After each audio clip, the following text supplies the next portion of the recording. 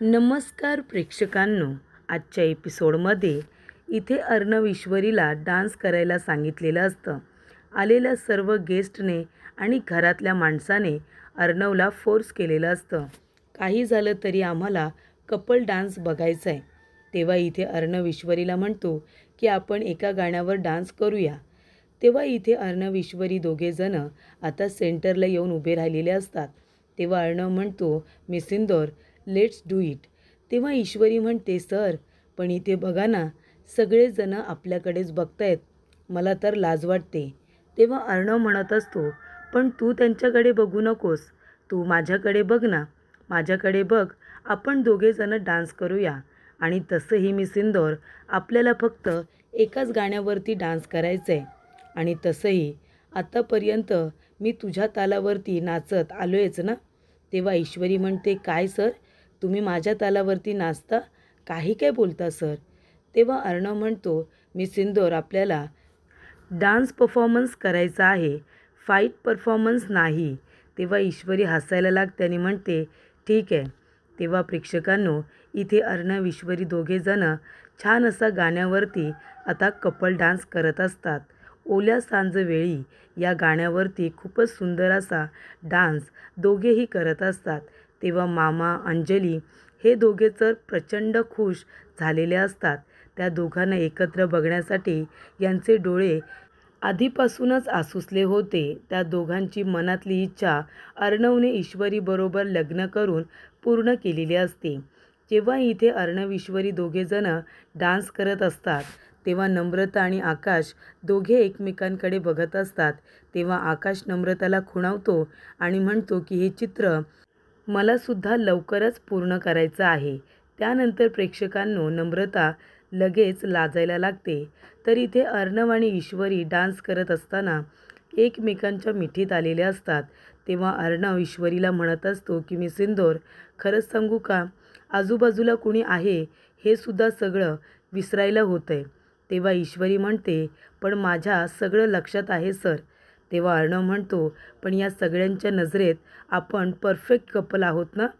तेव्हा ईश्वरी म्हणते, त्या सगळ्यांच्या नजरेत आहोत की नाही मला माहिती नाही, पण सर तुम्हालासुद्धा असंच वाटतंय का की आपण दोघेजणं परफेक्ट कपल आहोत, परफेक्ट मॅच कपल आहोत. तेव्हा अर्णव म्हणतो, नाही, मला अजून तरी असं वाटत नाही की आपण दोघेजणं परफेक्ट मॅच कपल आहोत. तेव्हा ईश्वरी अर्णवकडे बघते, आपल्या मनामध्ये म्हणत असते की सर म्हणाले की आपण अजूनही परफेक्ट मॅच कपल नाही, पण यापुढे परफेक्ट मॅच कपल होऊ की नाही हे सुद्धा म्हणाले नाही सर. म्हणजे सरांच्या मनामध्ये असं आहे का की पुढे जाऊन आम्ही कधीच परफेक्ट मॅच कपल होणार नाही. त्यानंतर प्रेक्षकांनो, इथे अर्णव ईश्वरी दोघेजणं एकमेकांकडे बघत असतात. राकेश भयंकर चिडलेला असतो. तो एका बाजूला येऊन उभा राहतो. तेव्हा ज्या बाईने सुपारी घेतलेली असते ती सुद्धा तिथे येते. तेव्हा राकेश म्हणत असतो, काय गं ए, काय चाललंय काय तुझं, एवढे पैसे काय तुम्हाला असेच दिलेत का, त्या पैशांचा काहीतरी उपयोग करता येत नाही आहे का तुम्हाला. इतकी चांगली संधी चालून आली होती, त्या अर्णवला मारण्याची का संधी जाऊ दिली ती. तेव्हा इथे राकेश म्हणत असतो, एक गोष्ट लक्षात ठेवायची, जर तो अर्णव आज ढगात नाही केला ना तर मी तुम्हाला ढगात पाठवे ना, आत्ताच सांगून ठेवतोय. तेव्हा इथे आता ती बाई म्हणत असते की सर, आता त्याचा गेम केलाच असता, पण त्याची ती बायको आहे ना, त्याच्या आजूबाजूला सतत फिरत आहे ती, त्यामुळे त्याला मारता येत नाही आहे. त्याच्या बायकोमुळे त्याचा जीव वाचला आहे, नाहीतर कधीच त्याला उडवला असता. तेव्हा राकेश म्हणतो, हे बघा, कारणं द्यायची नाही आहे मला, एवढे पैसे मी मोजलेत, कारण घरातल्या घरात मला त्याला मारायचं नाही आहे म्हणून. कारण मी जर त्याला मारलं तर या प्रकरणामध्ये मी अडकू शकतो, नाहीतर कधीच त्याचा खेळ संपवला असता. तुमच्यासारख्यांची गरजसुद्धा मला लागली नसती. जर मी कुणाला मारायला गेलो ना तर मागचा पुढचा विचार मी करत नाही, त्या माणसाचा गेम लवकरात लवकर करून टाकतो, कळलं. तेव्हा मी सांगतोय तुम्हाला, बोलण्यात वेळ वाया घालवायचा नाही आणि लवकर हे काम करून टाकायचं. आजच्या आज मला त्या अर्णवला रक्ताच्या थारोळ्यात पडलेलं बघायचं आहे, कळलं का. तेव्हा ती बाई म्हणते, हे बघा, घरामध्ये एवढ्या माणसांच्यात काही मारता येत नाही आहे. एक काम करते, गॅस लिकेजचं कारण करते आणि त्या अर्णव राज्य शिर्केला स्वयंपाक घराण्यात घेऊन जाते आणि तिथे नेऊन त्याचा गेम करते, चालेल ना? राकेश म्हणतो, काय करायचं आहे ते करा, पण आजच्या आज अर्णव राजेश शिर्केचा गेम झालाच पाहिजे. त्याला इथे मेलेलं बघायचं आहे मला, कळलं का? तेव्हा इथे राकेशने आता त्या बायकांना जणू धमकीच दिलेली असते. तर इथे अर्णव फोनवरती बोलत उभा असतो. तेव्हा ईश्वरीचं लक्ष अर्णवकडे जातं. तेव्हा इथे ईश्वरीच्या कानाच्या मागची साखळी ही आता पडलेली असते. तेव्हा ईश्वरी अर्णवकडे बघत ती आता लावत असते. तेवढ्यातच ईश्वरीचं लक्ष अर्णवकडे जातं. तेव्हा अर्णव फोनवरती बोलत असतो. ईश्वरी त्याच्याकडे एकटक बघत असते. तेव्हा ती साखळी आता ती न लावता अर्णवला लावायला सांगते. ईश्वरीलासुद्धा अर्णवच्या मनामध्ये काय चालू आहे आपल्याबद्दल ते ऐकून घ्यायचं असतं. तेव्हा ईश्वरी येते आणि म्हणते, सर. तेव्हा अर्णव म्हणतो की 1 मिनिट हा, मी तुमच्याबरोबर नंतर बोलतो. तेव्हा अर्णव म्हणतो, काय झालं मी सिंदूर? तेव्हा ईश्वरी म्हणते, तुम्ही ही साखळी जरा लावाल का? तेव्हा अर्णव म्हणतो, कोण मी? तेव्हा ईश्वरी म्हणते, हो, समोर तुम्हीच उभे होतात ना, म्हणून तुम्हाला सांगितलं ही साखळी इथे लावायची आहे. तेव्हा अर्णव म्हणतो, कुठे? ईश्वरी म्हणते, आंबाड्यात. तेव्हा अर्णव म्हणतो, मला जमेल का? ईश्वरी म्हणते, हो, फक्त इथे अडकवा सर. तेव्हा इथे अर्णव आपला मोबाईल ईश्वरीच्या हातामध्ये देतो आणि ती साखळी घेऊन आता आंबाड्यामध्ये लावत असतो. तेव्हा ईश्वरी म्हणते, सर, मगाशी मी तुम्हाला प्रश्न विचारला होता, त्या प्रश्नाचं उत्तर तुम्ही दिलं नाहीत सर. तेव्हा इथे अर्णव म्हणत असतो, मी सिंदूर, इथे आता तुला भूक लागली असेल ना? तू इतका डान्स केला आहेस, सकाळपासून तुझी धावपळ सुरू आहे, नाचून नाचून तुला भूक लागली असेल, तू काहीतरी खाऊन घेतेस का? तेव्हा ईश्वरी म्हणते, सर, बरोबर तुम्ही विषय बदललात ना, तुम्हाला या प्रश्नाचं उत्तर मला द्यायचं नाही आहे का? तेव्हा अर्णव म्हणतो, मी सिंदूर, तुला माहिती आहे ना, मग तरीसुद्धा तू पुन्हा पुन्हा मला तो प्रश्न का विचारतेस?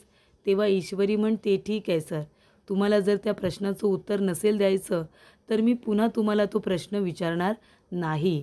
पण प्रेक्षकांनो, इथे आता ईश्वरीला त्या प्रश्नाचं उत्तर ऐकायचं असतं, कारण पुढे जाऊन ते परफेक्ट मॅच कपल होणार आहेत की नाही हे सुद्धा तिला जाणून घ्यायचं असतं.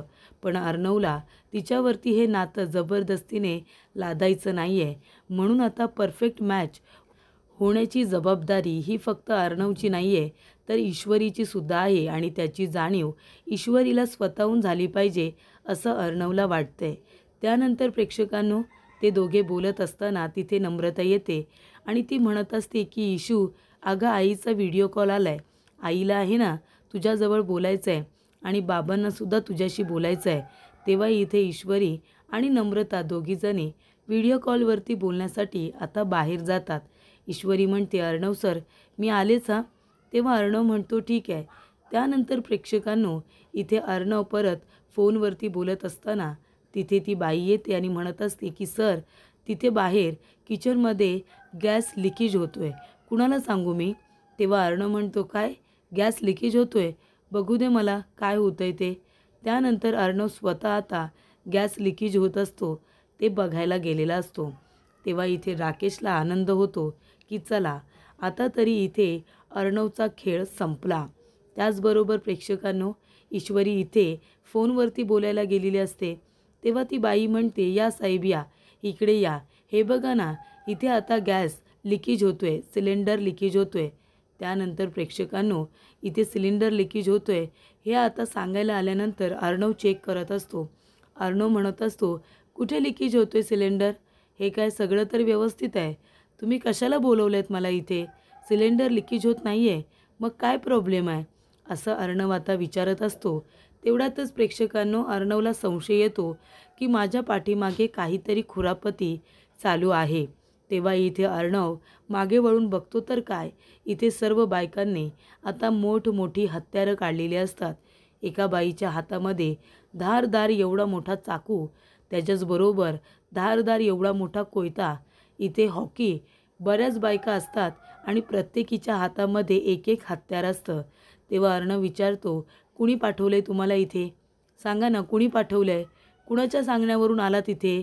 त्यानंतर प्रेक्षकांनो, त्या बायका आता अर्णववरती हल्ला करतात, त्याला जोरात लाथ मारतात.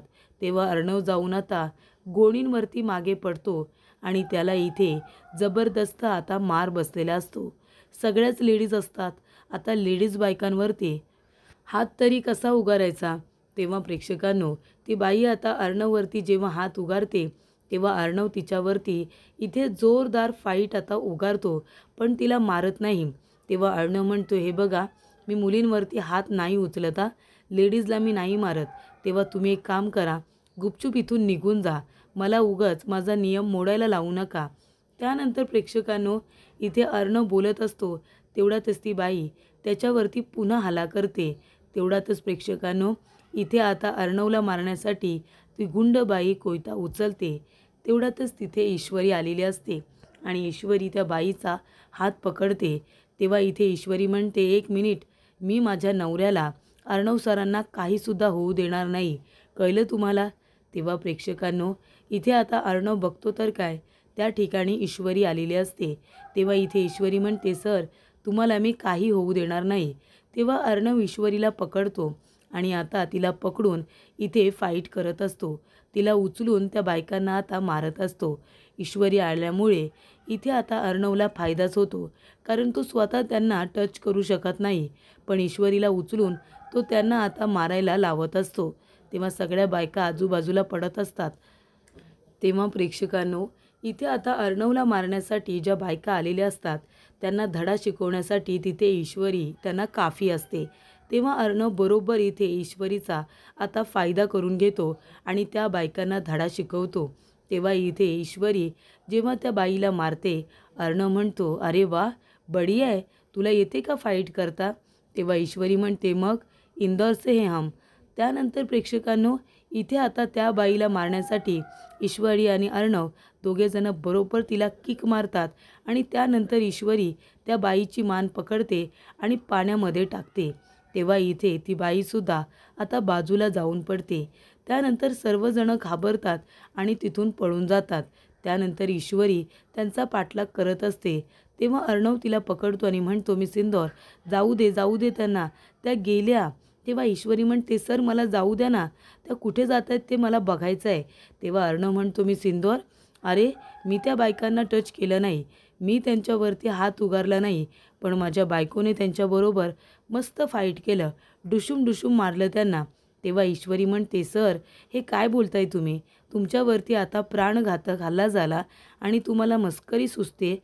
तेव्हा अर्णव म्हणतो, मी सिंदौर, तू होतीस म्हणून माझा जीव वाचला, नाहीतर मी आता वरती ढगात गेलो असतो. तेव्हा ईश्वरी म्हणते, सर, गप्प बसा, तुम्ही काहीही बोलू नका, आपल्या घरामध्ये कार्यक्रम आहे, आपल्या घरामध्ये इतकी माणसं आहेत आणि इथे तुमच्यावरतीच हल्ला होतो. कुणी बरं केला असेल तुमच्यावरती हल्ला, कोण होतं, कुणीतरी घरातलंच होतं का. तेव्हा ईश्वरी म्हणते, सर, हा हल्ला त्या नराधमाने तर केला नसेल ना, त्याची हिंमत खूपच जास्त वाढत चालली आहे सर, त्याला धडा शिकवायलाच हवा. आता तुम्हाला जर काही झालं असतं तर, त्या राकेशने ह्या बायकांना पैसे देऊन इथे बोलावलं असेल, त्याला तर मी सोडणार नाही. तेवढ्यातच तिथे राकेश येतो. राकेश म्हणत असतो, अर्णव, अरे काय हे, कोण होत्या ह्या बायका आणि तुझ्यावरती हल्ला करण्यासाठी का आल्या होत्या. तेव्हा अर्णव ईश्वरी दोघेजणं त्याच्याकडेच बघत असतात. तेव्हा इथे राकेशची नाटकं बघून ईश्वरीला खूपच जास्त राग आलेला असतो. तेव्हा राकेश म्हणत असतो, अर्णव, अरे बघितलंस, तुला वाचवताना माझी काय हालत झाले, त्या बायकांनी माझ्यावरती वार केला रे, हे बघ ना. तेव्हा इथे अर्णव म्हणतो, तू माझा जीव वाचवलास. तेव्हा राकेश म्हणतो, हो, तुझा नाही जीव वाचवणार तर कुणाचा वाचवणार सांग बरं. हे बघ, त्या बायकांना मी अडवायला गेलो तर त्यांनी माझ्यावरतीच वार केला आणि त्या पळून गेल्या रे. तेव्हा प्रेक्षकांनो, इथे अंजली येते आणि म्हणते, चिंटू, ईश्वरी, अरे कुठे आहात तुम्ही, काय हो, काय झालं तुम्हाला. तेव्हा राकेश म्हणत असतो, अगं बघ ना अंजली, इथे अर्णवला वाचवता वाचवता त्या बायकांनी माझ्यावरती वार केला आणि त्या पळून गेल्या गं. तेव्हा अंजली म्हणते, अरे बाप रे, किती लागले तुम्हाला, तुम्ही चला बरं माझ्याबरोबर, चला, आधी मला तिथे पट्टी वगैरे लावू दे, चला माझ्याबरोबर.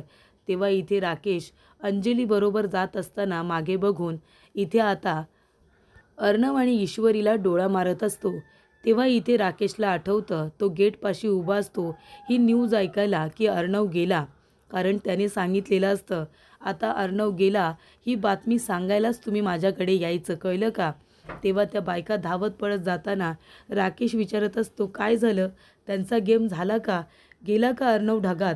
तेव्हा ती बाई म्हणते, जाऊ द्या, आम्हाला हे काम करायचं नाही, तो माणूस आणि त्याची बायको दोघेही खूपच जास्त डेंजरस आहेत. त्यांनी आम्हाला खूप मारलं.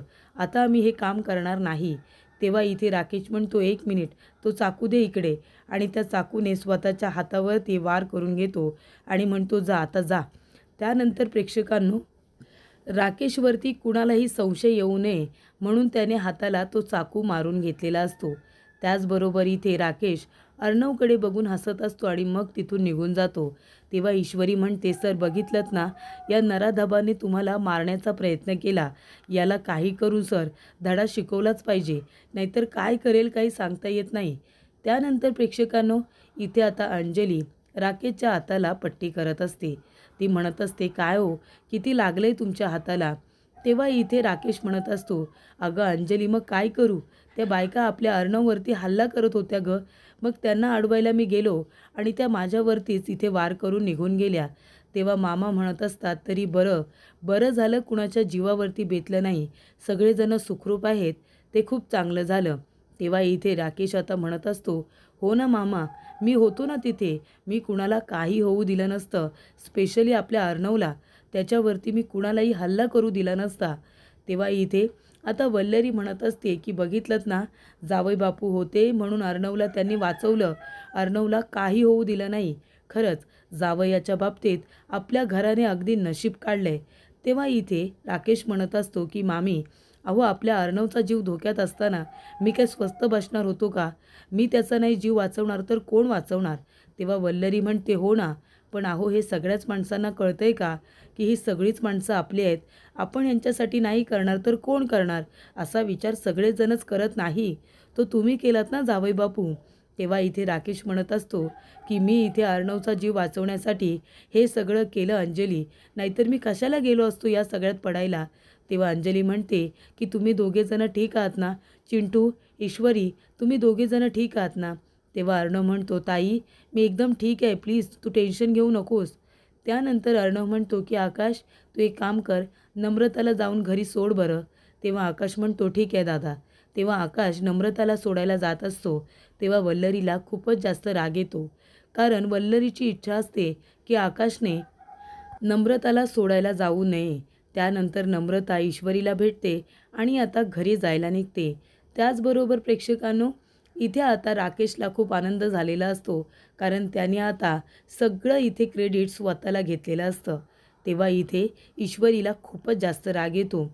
जेव्हा इथे राकेश आपल्या मनामध्ये म्हणत असतो की माझी इंदोरी जिलेबी किती घाबरली आणि तिथे उभी राहिली. असं वाटतंय की तिला इथे खेचून आता स्वतःच्या मिठीत घ्यावं.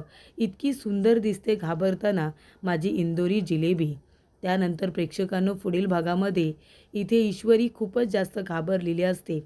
ईश्वरी अर्णवला मिठी मारते आणि म्हणत असते की सर, आज जर तुम्हाला काही झालं असतं ना सर, तर मी जगू शकले नसते. मी स्वतःला कधीच माफ करू शकले नसते सर. तुम्हाला काही झालं तर मी खरोखर जगू शकणार नाही. तेव्हा ईश्वरी म्हणते की गणू बाप्पा, इथे अर्णव सरांना काही होऊ देऊ नका. अर्णव सरांवरती कुठलेही विघ्न, कुठलेही संकट येऊ देऊ नका. प्रत्येक संकट त्यांच्यापासून दूर जाऊ दे. माझ्यासाठी त्यांना तुम्ही काहीही होऊ द्यायचं नाही. माझ्यासाठी अर्णव सर खूप जास्त महत्त्वाचे आहेत, असं ईश्वरी गणू बाप्पाला म्हणत असते. त्यानंतर प्रेक्षकांनो, राकेश म्हणत असतो, "अहो सरकार, कुणाला फोन करताय तुम्ही?" तेव्हा इथे अंजली म्हणते की मी पोलीस स्टेशनला फोन करते. पोलिसांना फोन करून मी त्या बायकांना पकडायला सांगते. तेव्हा इथे राकेश म्हणत असतो, "ही माझी मूर्ख बायको या सगळ्या प्रकरणाच्या मुळाशी जाण्याचा प्रयत्न करते. जर हिने माझ्या विरोधात कंप्लेंट केली आणि पोलीस जर या प्रकरणाचा शोध घ्यायला लागले तर हे सगळं माझ्या अंगी येईल. माझ्यावरती शेकेल. माझं नाव सगळ्यांना कळेल. त्यामुळे आत्ताच्या आता हिला थांबवायला हवं, नाहीतर पोलीस तपास करतील आणि तेव्हा या प्रकरणात माझं नाव निघेल." तेव्हा इथे पोलीस आलेले असतात. तेव्हा इथे अर्णव म्हणतो, "इन्स्पेक्टर साहेब, तुम्ही इथे काय करताय?" तेव्हा इन्स्पेक्टर म्हणतो की काल तुमच्यावरती ज्या बायकांनी हल्ला केला त्या कोण होत्या, काही माहिती आहे का तुम्हाला? तेव्हा इथे राकेश म्हणतो, "पण कंप्लेंट कुणी केली आहे?" तेव्हा अर्णव राजे शिर्के यांनी कंप्लेंट केली आहे, आता असं सांगितलं जातं. तेव्हा अर्णवला खूप आश्चर्य वाटतं.